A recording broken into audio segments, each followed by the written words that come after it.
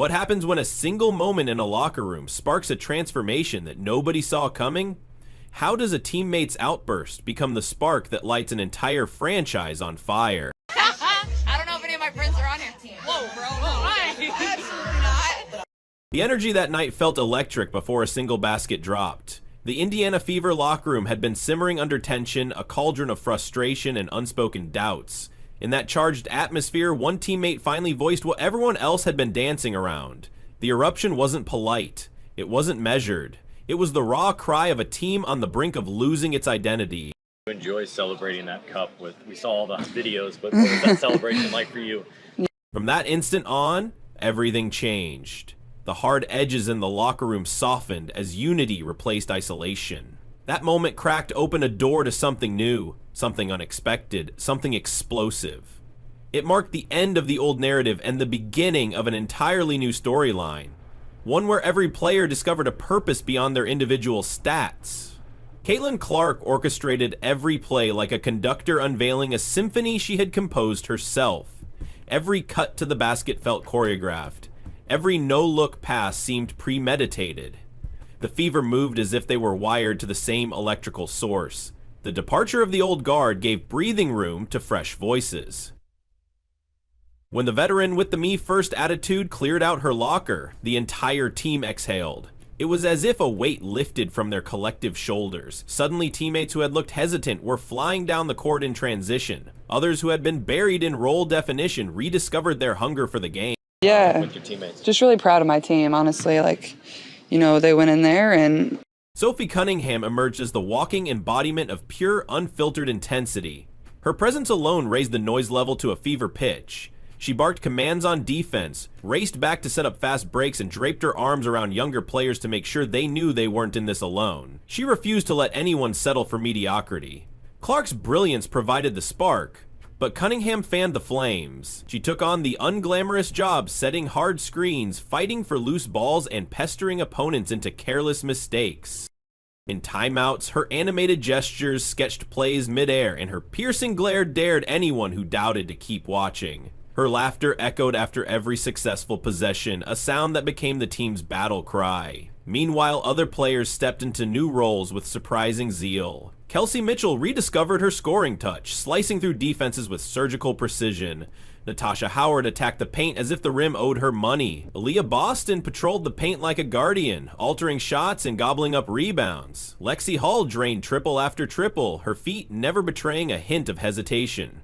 They believed that they could win, and they prepared that they could win, and that's exactly what they did, I thought. No one felt left behind. Clark's passes carved out opportunities before teammates even realized they had space. She didn't dominate, she elevated. She didn't command the spotlight, she magnified it for everyone around her. In every huddle, her teammates leaned in, hungry for the next instruction, the next blueprint for success. The statistical leaps were impressive. Shooting percentages climbed, turnovers plummeted, assist-to-turnover ratios skyrocketed. Yet those numbers failed to capture the most dramatic shift. The true transformation came in body language, in the audible buzz of anticipation as the team jogged onto the court, and in the smiles exchanged after every deflected pass. Opponents who once circled Fever games as easy wins approached with caution. They ran plays designed to slow the Fever down, only to find that every ball movement felt like a coordinated blitz. When one defender collapsed on Clark, another threat would pop open for an uncontested look. The element of surprise became the Fever's greatest weapon. We dictated defensively, and that's a really, really hard place to play. I don't think the Lynx have... That locker room eruption had unlocked more than unity. It unleashed a culture of accountability. No one on the roster escaped scrutiny. Every missed assignment, every loose ball left on the floor prompted a review. Sometimes harsh, always honest.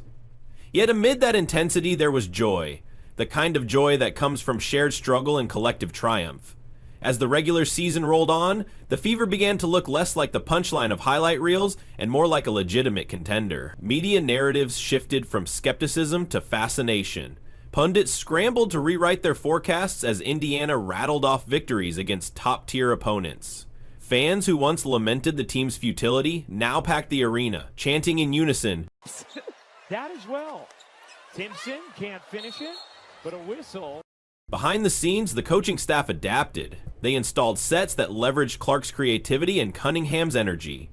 They dialed up defensive schemes that funneled opponents into traps. They prioritized conditioning so that the team could maintain its frenetic pace late into games. Every adjustment served the new identity forged in that locker room.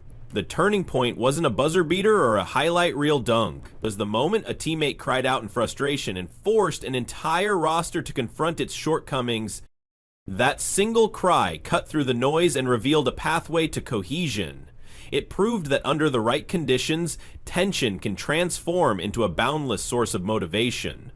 In the weeks that followed, the Fever embraced every challenge with fearless conviction. Late-game situations became opportunities for heroes to emerge, and no scenario felt too daunting. When the contest tightened, Clark assumed control, driving the tempo with her dribble and orchestrating cuts that left defenses gasping for answers.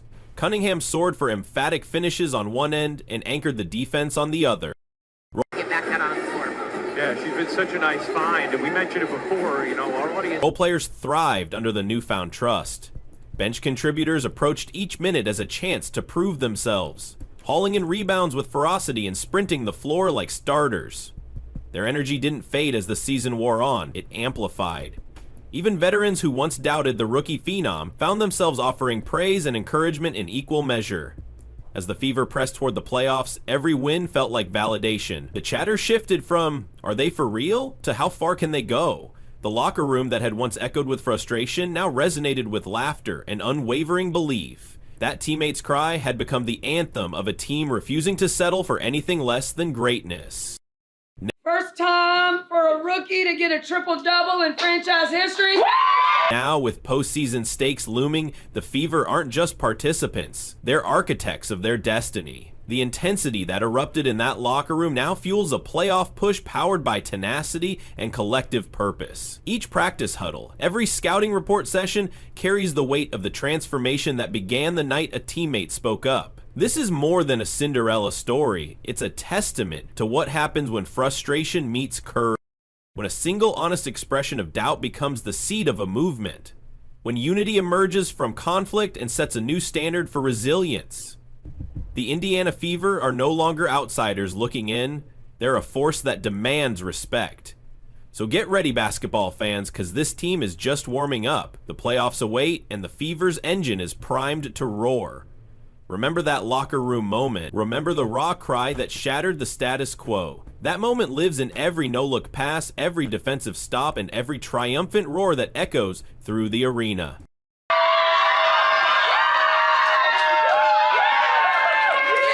The noise in the arena didn't just fade after the final buzzer. It echoed into every corner of Indianapolis, seeping into street corners and local bars where Fever fans gathered to relive each clutch play. Conversations sparked animated debates about which pass was the boldest, which defensive stand the most ferocious. Strangers high-fived over nostalgic jerseys, celebrating a turnaround that felt part fairy tale and part raw testament to perseverance. Even casual observers who once skimmed past Fever highlights now paused, drawn in by the team's newfound magnetism. The city itself seemed to adopt the team's swagger, as if every lamppost and storefront window reflected a collective belief that something special was unfolding. Behind the scenes, trainers adjusted strength programs to match the team's frenetic pace. Workouts transformed from routine drills into living simulations of game day chaos.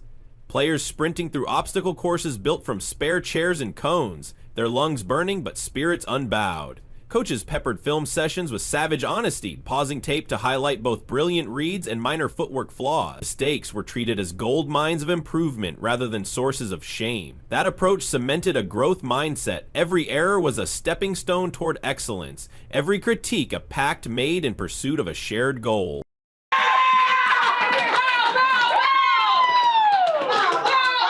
Locker room playlists shifted too. Gone were the generic pump-up tracks. In their place blared songs chosen by Clark herself, melodies with driving beats that matched her heartbeat on the court. Sophie Cunningham added her own selections, favoring punk anthems that matched her fierce energy.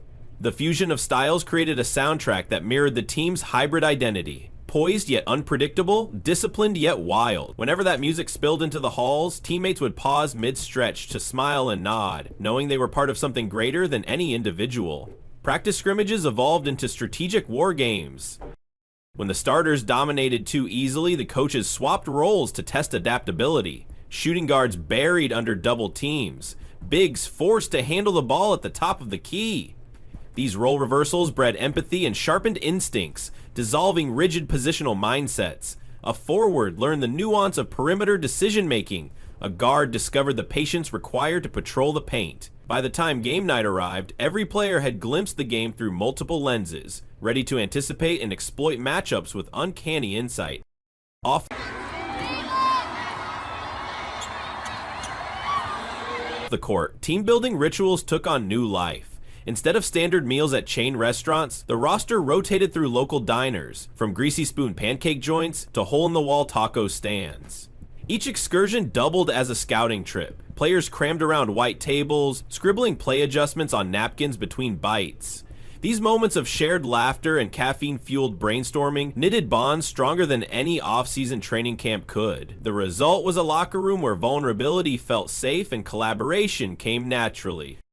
Meanwhile, the media frenzy reached a fever pitch. Press conferences, once perfunctory, now felt more like TED Talks, packed with genuine insights and unexpected humor. Clark fielded questions about feeding teammates half as often as she delivered clever quips that left reporters scrambling to keep up. Pundits who had once dismissed the Fever's playoff hopes now scrambled to dissect every rotation. National shows replayed highlight reels in primetime, juxtaposing Clark's pinpoint feeds with the hard hat hustle plays that defined the new identity. The narrative had swung from skepticism to fascination almost overnight.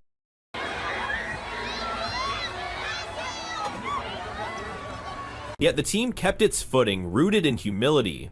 After each win, rather than bask in praise, players gathered to debrief over water bottles and chalk it up to one more step. Even Clark, now embraced as the franchise cornerstone, deflected individual accolades. She pointed out a teammate's screen that freed up an open look or applauded a bench player's hustle dive on a loose ball. That selflessness became the team's secret fuel. Every victory credited to collective effort, every loss dissected collectively, no scapegoats necessary. As the postseason calendar loomed, each game felt like a test run for higher stakes. Opponents upped their intensity, anticipating the Fever's signature pace. Coaches from rival benches barked adjustments in frantic tones, yet often found their shifts too reactive, by design. Indiana's ball movement felt preemptive, as if they anticipated the counters before they materialized. That anticipatory edge came from countless hours spent studying tendencies and practicing coverages until they became reflex.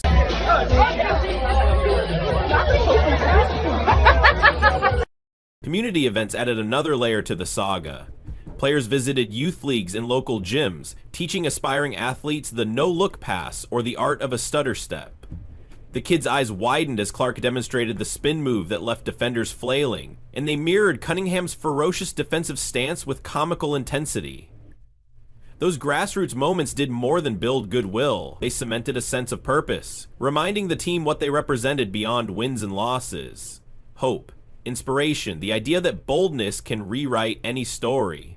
The cultural ripple extended to merchandise. Fan apparel shifted from standard jerseys to limited edition shirts emblazoned with inside jokes. Phrases like, "Lock it down," in tribute to the lockdown defense, and "Kraken Unleashed," nodding to Clark's Unleash the Beast moments. Lines formed outside the team's store hours before tip-off as supporters clamored for mementos of the season's defining era. Each shirt sold felt like a badge of belonging, proof that these fans were living chapter 1 of a special book in real time. On game nights, the arena transformed into a cauldron of expectation. Drums pounded, chants echoed, the crowd's roar seemed to guide every pass and lift every rebound. Opponents experienced the sensation of playing inside a pressure cooker where every mistake triggered seismic booing and every smart play summoned thunderous applause. That atmosphere, born from hundreds of thousands of shared emotional moments, soon became an intangible home court advantage that no tactical adjustment could neutralize.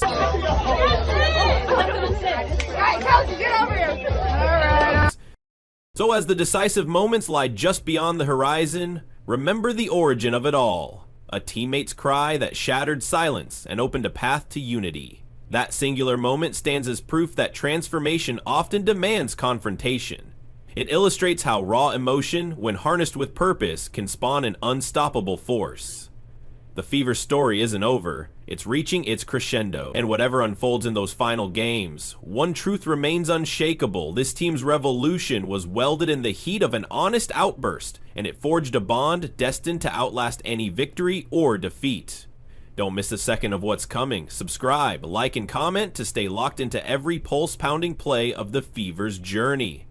The revolution is underway, and the best chapters are still unwritten.